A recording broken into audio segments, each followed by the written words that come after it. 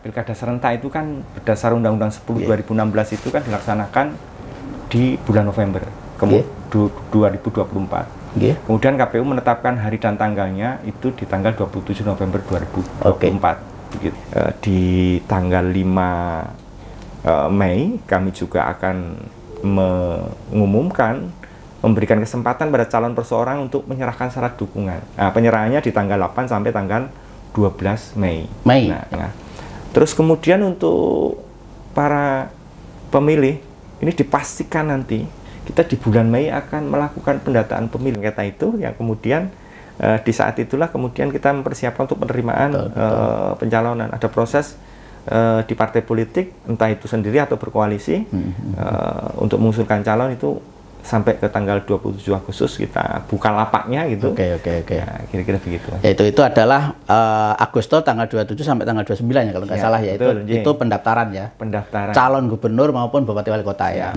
Oke Pak Ketua, mengenai syarat calon gubernur maupun bupati wali kota itu mungkin masih ada pertanyaan di masyarakat. Mantan narapidana boleh nggak sekarang? Iya. Jadi kecuali untuk 3 hal kalau saya tidak salah kutip, yaitu pidana yang berkekuatan hukum terkait dengan bandar narkoba, kejahatan seksual terhadap anak, itu tidak bisa dimaafkan ya. Tetapi untuk narapidana yang lain masih diperkenankan dengan syarat ketentuan berlaku. Oke, Pak Ketua, teknis di TPS nanti pada pilkada serentak itu akan memilih siapa saja dan berapa kertas suara, bedanya dengan Pilpres kemarin.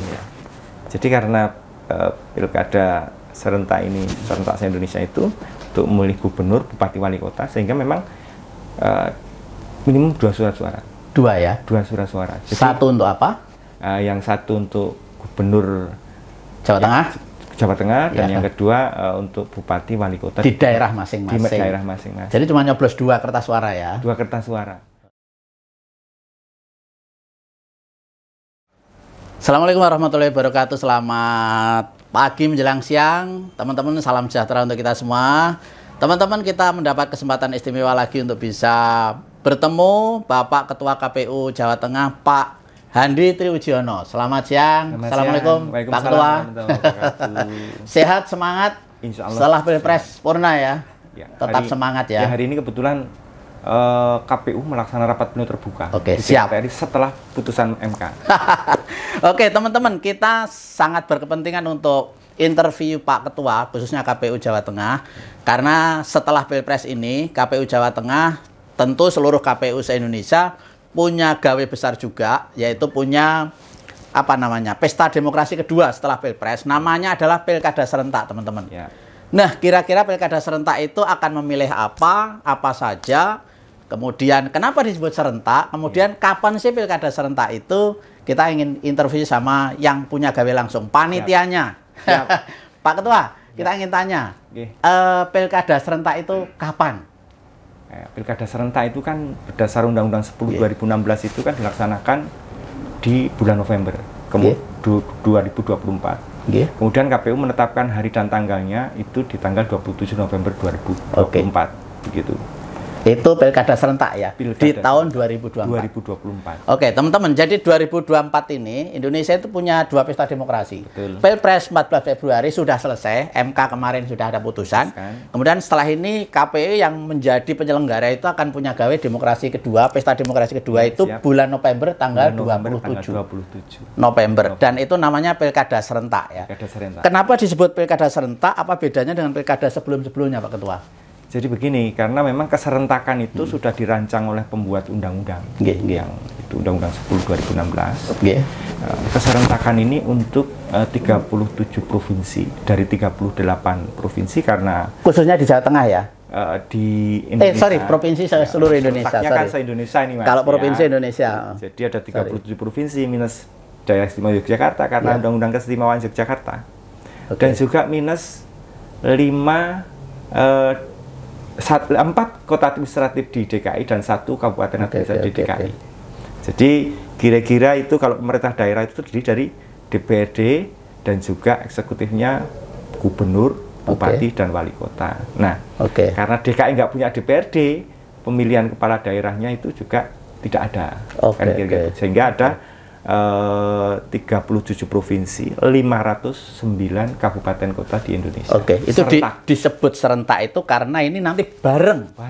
Jadi ada pentahapan keserentakan dari mulai 2015, 2017, 2020. Oh, bertahap itu ya? Bertahap, sehingga ada titik temunya untuk diserentakkan di 2024 ini ya? 2024. Seluruh Indonesia, pilkada Bupati Wali Kota maupun Gubernur nanti bareng dalam hari yang sama tanggal 27 November. Insya Allah seperti itu. Itu bedanya dengan pilkada sebelumnya ya? Sebelumnya. Karena sebelumnya itu kan berbeda-beda ya, daerah satu, daerah lain. Jadi begini, pilkada itu kan dulu yang pertama dengan Undang-Undang 32 2004 itu sesuai akhir masa jabatan. Oh iya, kalau dulu. Sesuai akhir masa jabatan.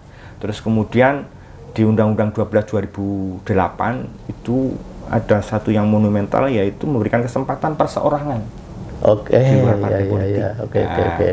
Terus kemudian keserentakan itu dimunculkan ketika ada Undang-Undang Pilkada, itu dimulai tahun 2015, kemudian secara bergelombang di 2017, 2020, dan dari hasil pilkada-pilkada ini kemudian disatukan untuk AMJ-nya supaya serentak juga. Kira-kira begitu. Oke, jadi salah satu tujuan serentak ini mungkin barangkali lebih efektif ya sehari yang sama. Betul, Mas. Jadi itu salah satu pertimbangan di dalam pembentuk undang-undang itu merancang, karena untuk efektivitas dan efisiensi untuk keserentakan ini, supaya karena kalau tidak diserentakkan, kalau di undang-undang yang lama itu kira-kira hampir sekian hari sekali itu ada pilkada. Betul. Kira-kira begitu, Mas. Ya. Termasuk dari sisi biaya lebih hemat dari ya. Segi biaya. Dari anggaran negara ya. Oke, jadi mudah-mudahan nanti setelah November serentak itu seterusnya setiap 5 tahun serentak terus ya. Diharapkan begitu. Oke, Pak Ketua. Kemudian untuk pilkada serentak ini sendiri untuk Jawa Tengah kan ada pemilihan gubernur Jateng ya. Kemudian pemilihan bupati wali kota seluruh kabupaten kota 35 ya. 35. Nah, ini kira-kira pentahapannya seperti apa Pak Ketua? Masyarakat mungkin pengen tahu. Nah, ini saya senang sekali ini juga untuk menyampaikan ke masyarakat melalui Jateng Post. Jadi terkait dengan tahapan itu dimulai dari bulan Januari sebetulnya di 2024 ini. Kemarin itu sudah lewat ya? Jadi tahapan itu dari mulai, kan ini ada perancangan peraturan dan lain sebagainya di tingkat RI, kemudian kalau peluncurannya di tingkat nasional kemarin di Prambanan, di Kompleks Candi Prambanan, secara nasional diluncurkan tanggal 30 Maret. Sebetulnya mau mengambil tanggal 27 karena tanggal pemungutannya 27 kira-kira begitu. Nah, secara nasional diluncurkan di Jawa Tengah waktu itu di Kompleks Candi Prambanan. Yang kemudian di pentahapan pertama ini kami juga merencanakan untuk yang paling dekat. Nah, yang paling dekat ini adalah terkait dengan pemantau pemilihan. Kita sudah buka kesempatan. Nah, kemudian yang kedua ini di tanggal 5 Mei kami juga akan mengumumkan, memberikan kesempatan pada calon perseorangan untuk menyerahkan syarat dukungan. Nah, penyerahannya di tanggal 8 sampai tanggal 12 Mei. Nah, bulan besok ya? Bulan besok. Nah, hari kemarin tanggal 23 kami juga ada tahapan yang namanya seleksi badan ad hoc PPK. Panitia pemilihan kecamatan di 570 lebih kecamatan di Jawa Tengah. Di mana kami mengumumkan di tanggal kemarin, hari pertama juga diluncurkan rekrutmen badan ad hoc tersebut untuk penyelenggaraan pilkada serentak. Nah, ini juga sebetulnya di seluruh Indonesia. Nah, kebetulan di Jawa Tengah ada 571 kecamatan. Ini nanti masing-masing kecamatan kita akan merekrut badan ad hoc 5 orang untuk menyelenggarakan pemilu. Secara simultan nanti setelah itu PPK terbentuk ini nanti akan mewawancarai hasil seleksi di PPS dari 8.000 sekian desa di Jawa Tengah untuk menyelenggarakan pilkada serentak khususnya di Jawa Tengah. Terus kemudian untuk para pemilih ini dipastikan nanti kita di bulan Mei akan melakukan pendataan pemilih, Pak.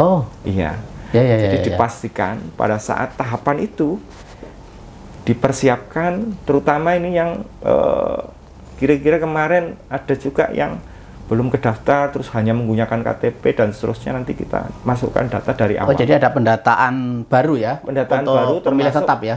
DPT, karena juga tidak bisa pakai yang kemarin Pilpres itu? Jadi ada tetap harus di... Ya, jadi base-nya itu tetap diperbarui ya? Kalau ada misalnya pindah domisili, terus kemudian ada yang di tanggal 27 November baru 17 tahun, termasuk anak saya ini, bulan Juninya masuk 17 tahun, berarti yang kemarin nggak bisa nyoblos sekarang harus. Nah, dipastikan peran aktif masyarakat.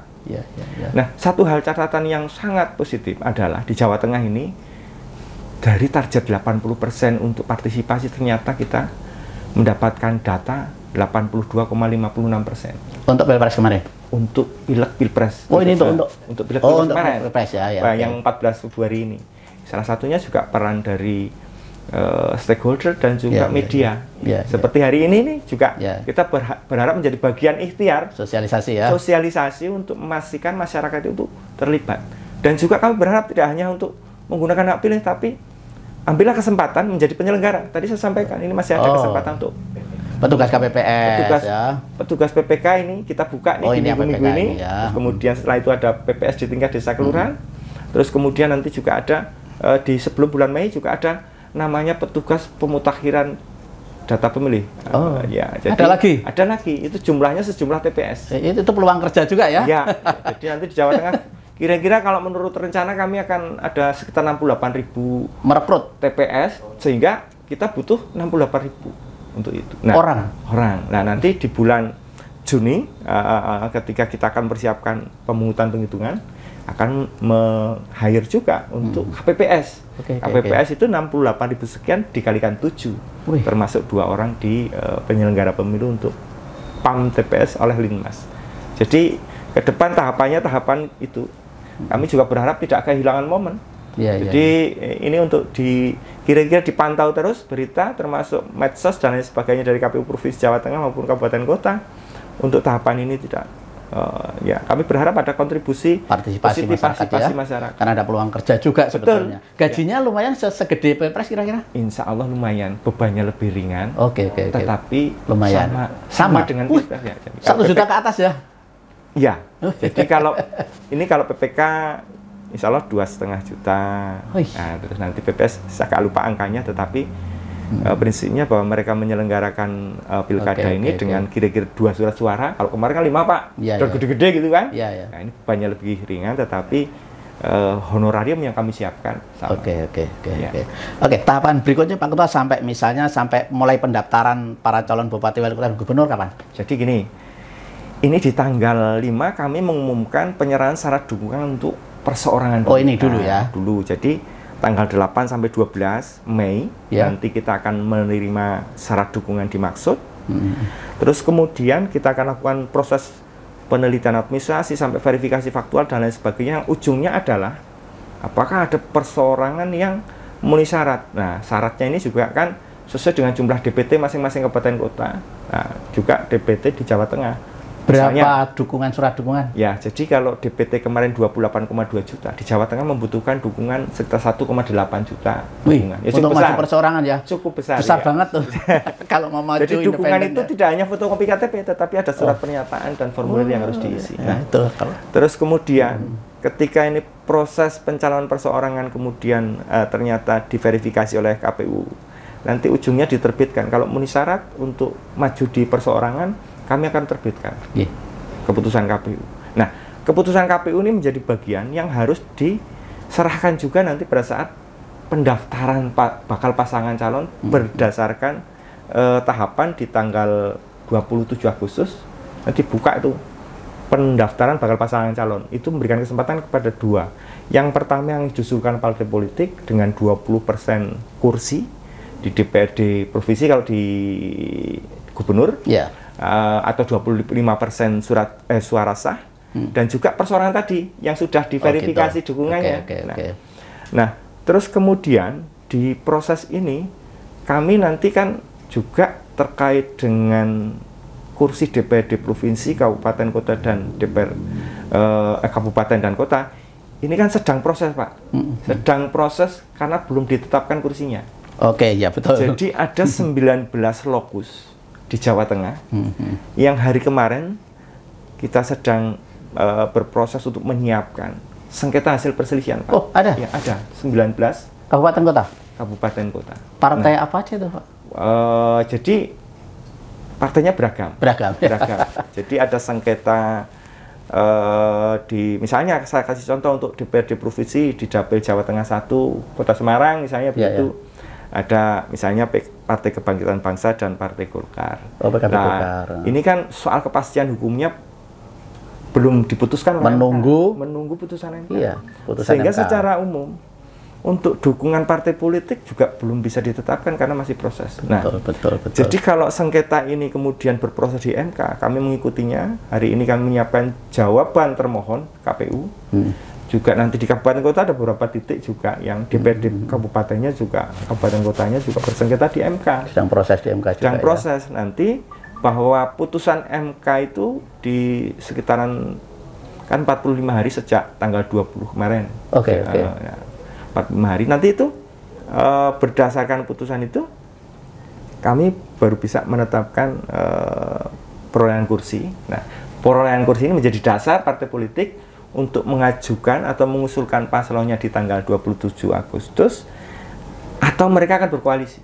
Nah, kira-kira begitu. Karena syaratnya kan karena kalau melihat dari jumlah perolehan suara sah di pemilu 2024 ini hanya satu partai yang kira-kira bisa mengajukan sendirian, calon sendiri untuk pilgub dan ada beberapa wilayah lain yang bisa juga yang bisa juga begitu kira-kira. Jadi nanti tetap akhirnya menunggu putusan MK atas sengketa dari hasil pemilu kemarin ya. Betul. Khususnya untuk suara partai mungkin juga caleg-caleg ya.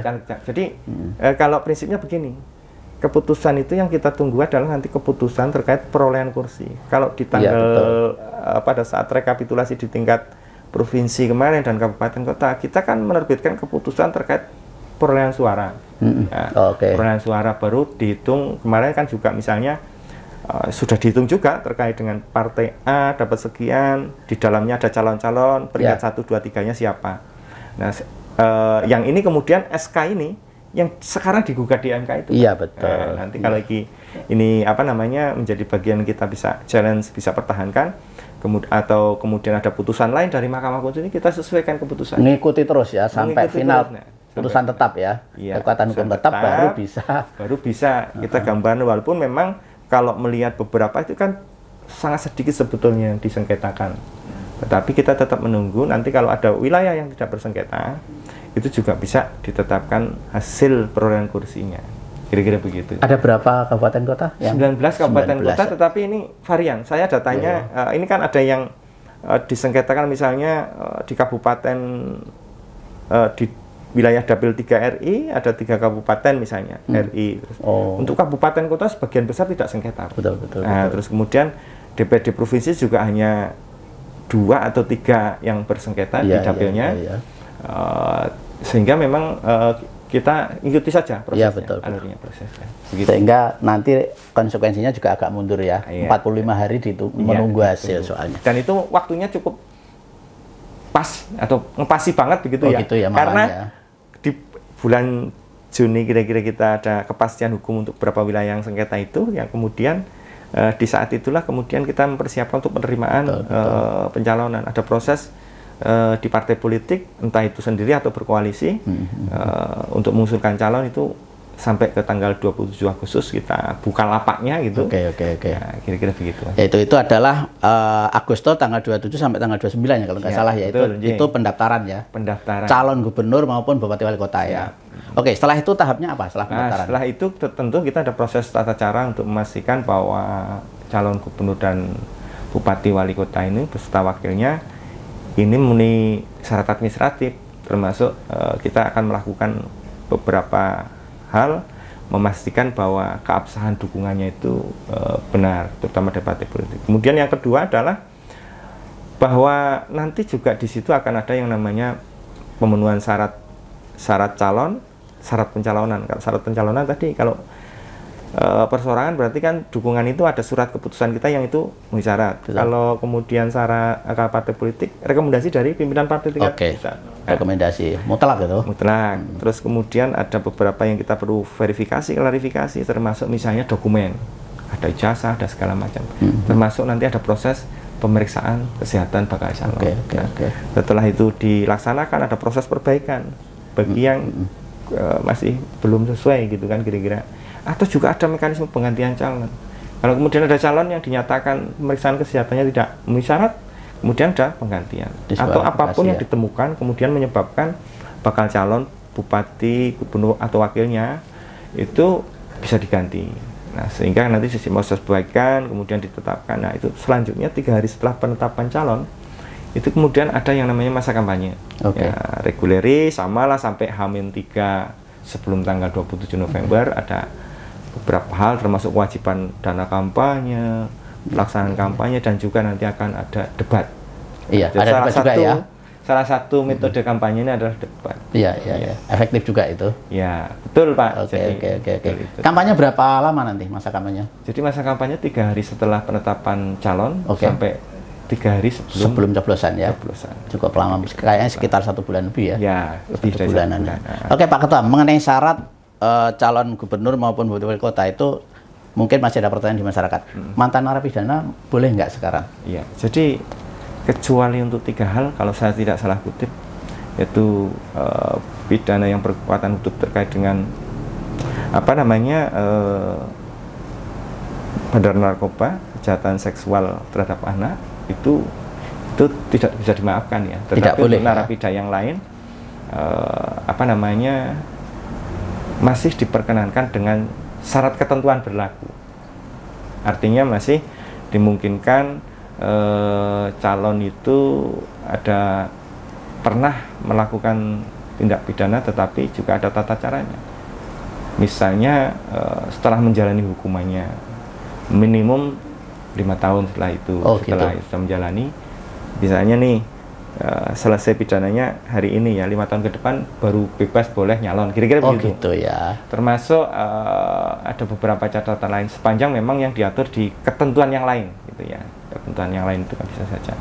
Ada beberapa syarat yang memang harus dipenuhi. Selain itu juga ada harus bebas pilot, terus kemudian ada dari pengadilan niaga bebas pilot. Jadi ada beberapa dokumen, dan itu kita kan harus proses dan kita verifikasi maupun klarifikasi. Betul. Nah, jadi karena memang nanti keputusan kami untuk menetapkan bakal pasangan calon misalnya itu kan juga bisa disengketakan di tata usaha negara. Nah, bisa jadi kan ada beberapa hal yang tidak tercover oleh kami, artinya memang ternyata masih ada. Harusnya kami melakukan penelitian. Oleh karena itu penelitian yang lebih dalam, misalnya oleh karena itu informasi dari masyarakat juga penting. Jadi dalam masa pencalonan itu nanti akan ada tanggapan masyarakat. Betul, sanggahan-sanggahan ya. Tanggapan masyarakat yang kemudian kita bisa proses klarifikasi. Oke, Pak Ketua. Teknis di TPS nanti pada pilkada serentak itu akan memilih siapa saja dan berapa kertas suara, bedanya dengan Pilpres kemarin. Jadi karena pilkada serentak ini, serentak se-Indonesia itu untuk memilih gubernur, bupati, wali kota, sehingga memang minimum 2 surat suara. 2 ya? 2 surat suara. Jadi, satu untuk apa? Yang satu untuk gubernur Jawa Tengah dan yang kedua untuk bupati, wali kota di daerah masing-masing. Di daerah masing-masing. Jadi cuma nyoblos 2 kertas suara ya? 2 kertas suara. Kalau DIY 1 hanya wali kota saja, bupati saja. DKI hanya satu gubernur saja.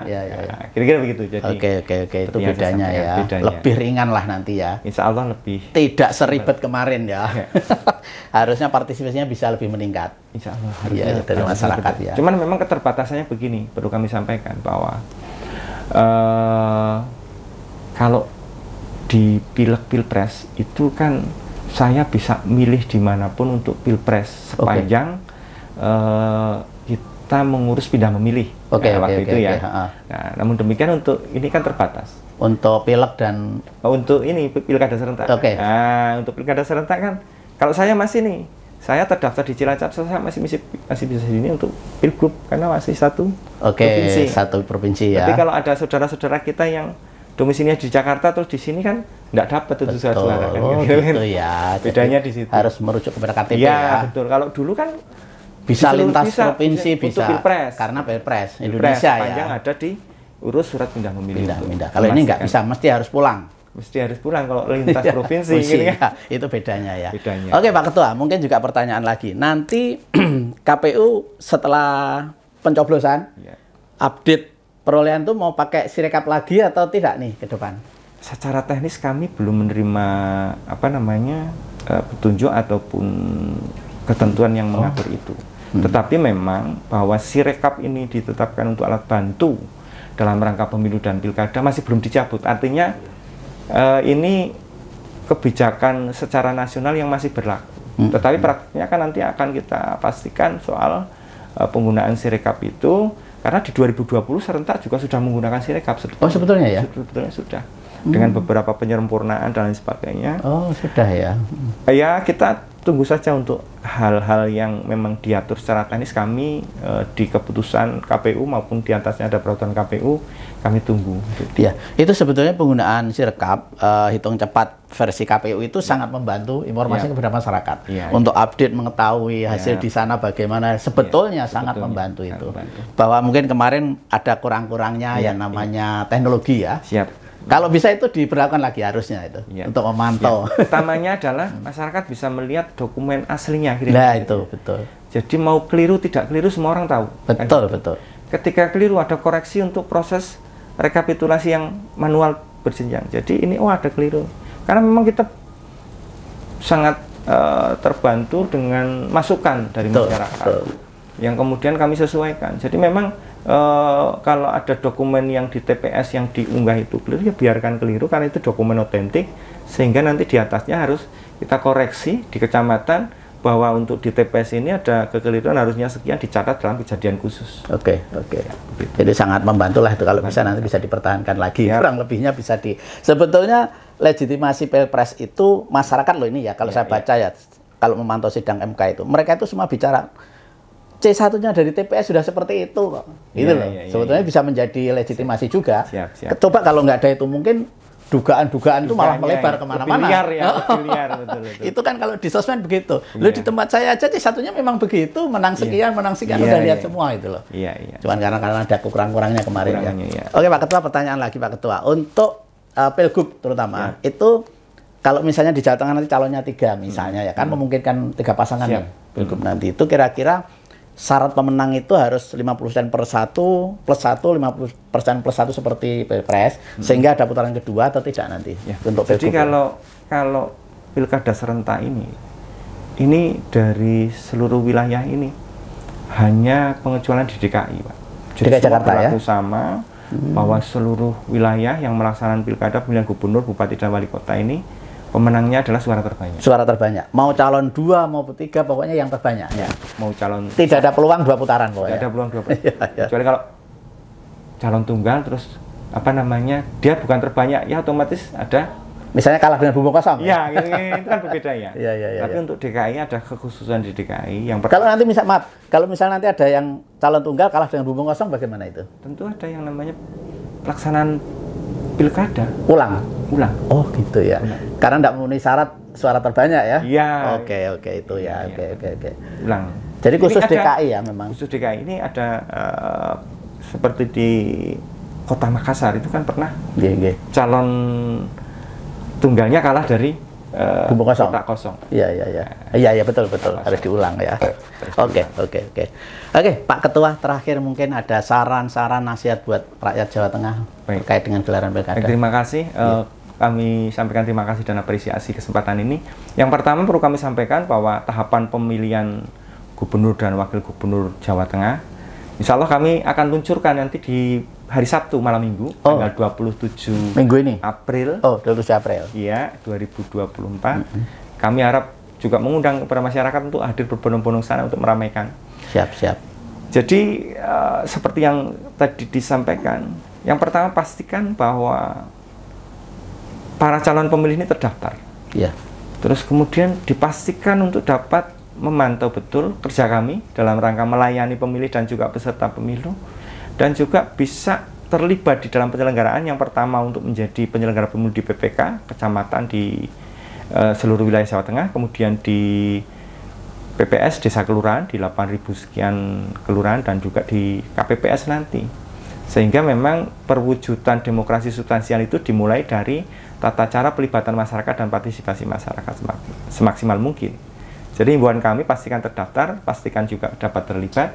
Kemudian pada saat hadir di TPS, pastikan suaranya itu digunakan dengan benar, karena memang faktanya 2024 ada beberapa saudara-saudara kita yang surat suaranya tidak sah karena kekeliru nyoblos, atau bahkan ada surat suara yang sama sekali nggak dicoblos akhirnya menjadi tidak sah. Keliru nyoblosnya itu teknisnya mungkin bisa diperjelas? Jadi lebih coblosan lebih dari satu objek, beda partai misalnya begitu.